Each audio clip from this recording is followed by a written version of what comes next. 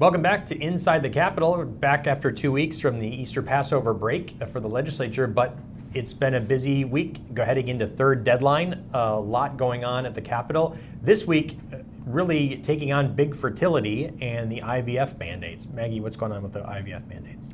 Yeah, thanks, Jason. There were 3 hearings this week on an IVF insurance mandate trying to compel insurance plans to offer IVF and related technologies in their plans.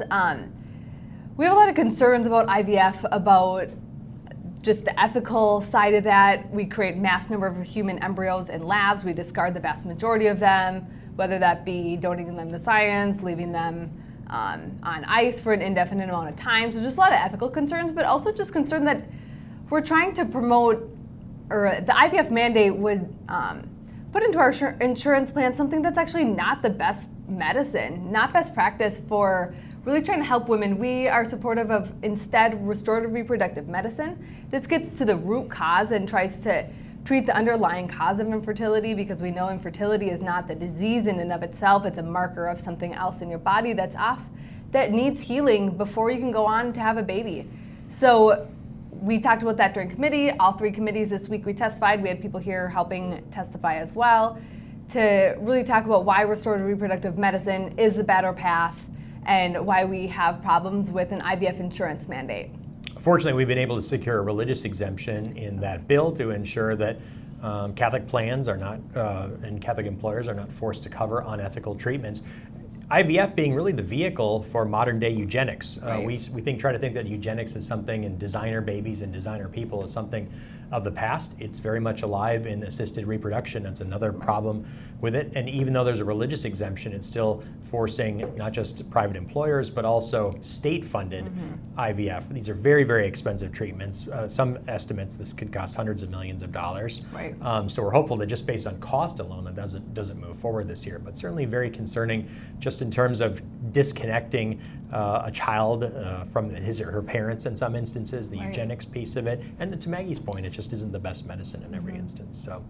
Right, so that bill is advancing. They did a big push this week, but we're going to keep our eye on it as it moves through session to see if anything else happens with it. What else will happen this week, Jason? So speaking of big fertility, taking on big gambling, and we're really hopeful that the online sports betting bill will not move forward this year. All signs point to that as a likely possibility.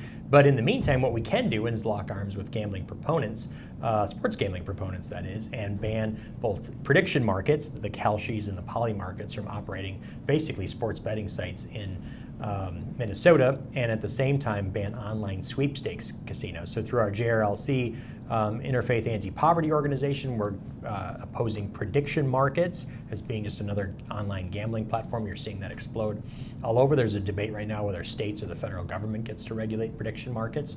And then online sweepstakes casinos, which basically are casino gambling online, but which use a dual currency system, getting around normal prohibitions on gambling by giving people tokens that they can then eventually redeem for prizes and other things and exchange those for compensation and buy into the sweepstakes gambling on the online casinos and things like that. So testifying against that gambling expansion. We're opposed to gambling expansion. Generally in Minnesota, there's enough gambling here. Yes. Typically it's located on site. You can go there. There's that friction that we talk about. There's a social aspect to it, whether it's a bingo hall or even a casino, which we don't love, but at least it's confined to particular places. There's the natural limitation that you have to go home at night at the end of the day. But online gambling expansion especially is really, really dangerous. So hopefully we'll be able to lock arms with sports gambling proponents, even though they just want to cut out the competition and oppose that. There are 2 bills working their way through the Senate and the House, and those are really, really moving forward. So I think it's likely that those, at least in one house, get over the finish line this year. That's great.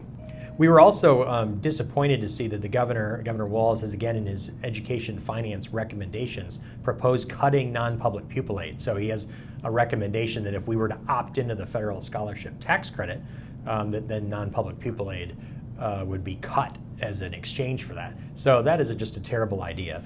First of all, because it's a classic heads I win, tails you lose. in the sense that there are significant resources for basic essential services that the non-public pupil aid provides, and at the same time, the federal scholarship tax credit creates scholarships for people, but it also helps kids in public schools too. So the vast majority, in fact, of those scholarship dollars that will be generated through the federal scholarship tax credit will actually go to public schools and public school students, more likely. So it's really, really disappointing to see that the governor once again has been persisting in the attack on non-public school students. It's not a budgetary issue, as we're not facing the budgetary pressures even we were last year. And then when legislators realized last year that those non-public pupil aids are often provided and administered by public schools, they cut the mandate and then kept the funding. So really it was never about the budget. It was really about Education Minnesota, the teachers union, and other public school organizations sticking it to non-public school students and their families who are taxpayers and deserve at least basic essential services and that 50-year, 60-year commitment that the state has had to supporting all kids in all sectors in those essential services. So really disappointing to see that once again, and people should continue to monitor that and proposals around cutting that non-public pupil aid. Right, and we have action alerts up about a lot of these issues on our website that you can find. Another issue that we testified on, we submitted written testimony this week again in a hearing in the Senate to help crisis nurseries with their licensure. The Ivy House in New Ulm, we've talked about them in the past.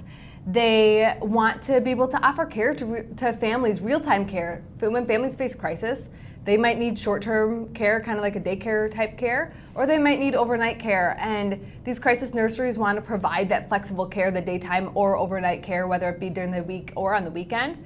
And they're facing restrictions in their licensure that's making it hard to offer that flexibility to families. So we're asking the legislature and the agencies to get out of the way, to not create more bureaucracy for them, but actually to create a license that will help them to be able to meet the needs of Minnesota families. So that bill had a hearing. It's been moving in the House. It had a hearing this week in the Senate, and it was laid over. So we hope to see that come back in one of the omnibus bills and advance out of the legislature this year. So when a bill is laid over, it's laid over because it might be put into a bigger omnibus bill, as Maggie said. So it's a positive sign if something gets laid over, and then hopefully their legislators will be able to come to agreement on a broader package of bills within a specific subject area and move those forward. So we're encouraged by that movement on that bill. Next week is going to be a big week again, as we had a third deadline, which means all finance bills have to have had a positive hearing by that point, and then can be laid over